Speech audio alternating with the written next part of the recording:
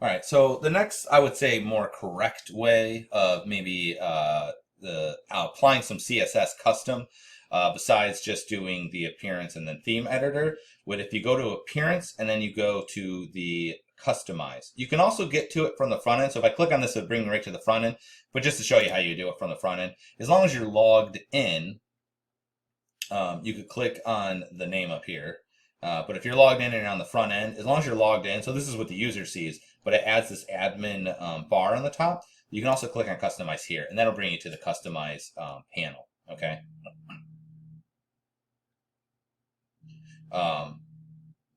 So the customize panel, we actually already covered this. This is basically theme specific. So when you're in the customize panel, it basically the theme will give you options on how to change settings and things like that you can just kind of switch around in here. But there also is another option down here that if you go to additional CSS, you can click on that. Oops, I already had something in there. You can click on that, and then in here, you can add CSS, okay? Now the problem is, like, let's say, for instance, I want to just get rid of this writing down here, okay?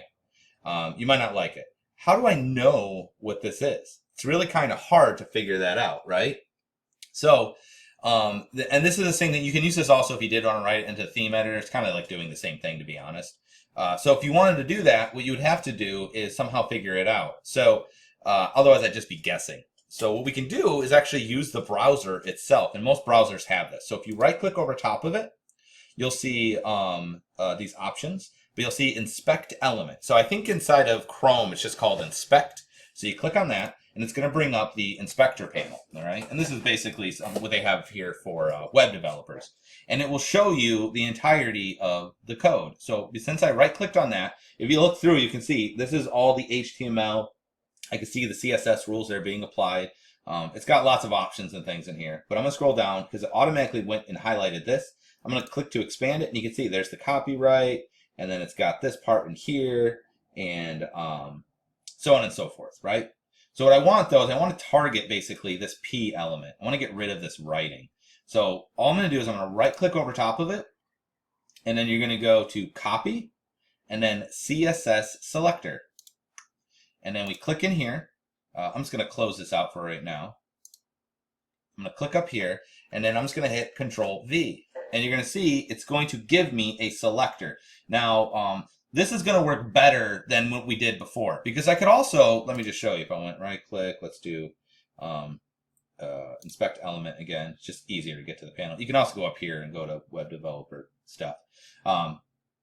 I could also just do this. I could go, okay, well, what is this part of? This is part of this. Let me scroll down so you can see. This is part of the, see, as you hover over them, it'll actually show you what they are. So let's see, AST builder, customize, let's see. So I could like look at these classes and then try to grab, write these in, but they're not as specific. If you look at this, this is like div, AST footer, copyright, and blah, blah, blah. It gives me a very specific path to basically grab this. And the more specific it is, the more likely I'm going to be able to change it, okay? So after it gives me the selector, I'm just going to do my braces like we normally do. And then you're just going to do, I just want to remove it, right? So I'm going to do display, and then we're going to do none, like this. And you'll see, voila, it's gone, okay? And I can do that with all sorts of elements. I could like right-click on the specific heading, right-click on this. Now, depending on what you're doing, if it's really super specific, it might not work the way that you're hoping it will. So, you know, I might need to remove some things and what have you. So you might need to like change them a little bit. So, like for instance, if I right-click, let's inspect this thing. And then give it a second to pop open here. So you can see it's got blah, blah, blah. So if I right-click, and then we'll just go ahead and we'll copy CSS selector. Again, on Chrome, I think it's like copy. I think it says copy and then copy CSS something. I'm not sure. Or copy selector. So I'm going to copy that, close that out. I'm just going to go up here and I'm just going to add another rule. We'll just do a space there. Boom. But if you look, you see it says Elementor, element, blah, blah, blah, and da, da, da, da, da, da, da, da, right? So you can see it's kind of it's kind of specific. Like it's too specific because it's going to change it for this one page on this one thing here. But if I wanted to change it for other things, I might have difficulty doing that. So you might want to, depending on what you're doing, is actually don't even copy it that way, but to look at what is in there and then use that. So what I mean by is that if you look, see how it says H2 Elementor heading class size default. So what I'll do is I'll actually use that as my selector and not all of this. So I could go and do Elementor dash heading dash title, and then do Elementor. Well, actually, that's inside of it. So that's parent inside Elementor size default. So it's applying. Okay, so we can try this. I don't know if this is going to work, and we'll just do. Let's do color, and let's just do red, so I can see if it's working. Try doing red, and then. Okay, so that didn't. You can see it wasn't specific. Oh, you know what? I got to put a dot there. Sorry. So it wasn't specific enough.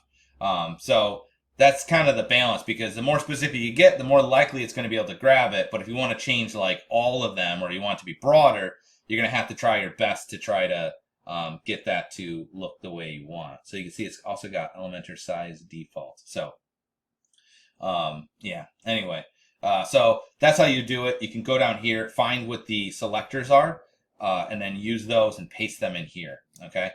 And then we would just do publish, and we would be good to go. All right. So go ahead and do that to a couple of things. Just see if you can grab something and just see if you can change the elements over here.